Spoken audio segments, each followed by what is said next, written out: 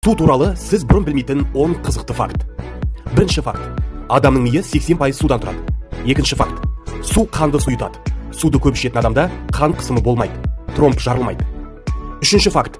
Адамның іші қатып қала беретін болса, ағзада судың жетіспеуінен су асқазан ішек жолдары ауруларына бірден-бір ем. Төртінші факт. Ұшақта су көп ішу керек. Бұл қан айналымын реттейді. Бесінші факт. Адам сусыз 30 күн өмір сүре алады. Ағзадан 20% су кеткен кезде адам өледі.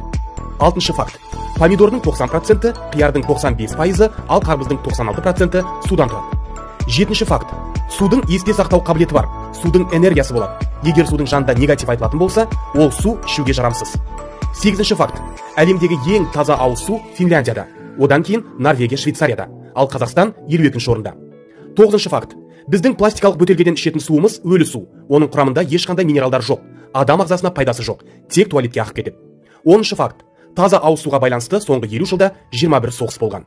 Су ішіңіз, таза су ішіңіз.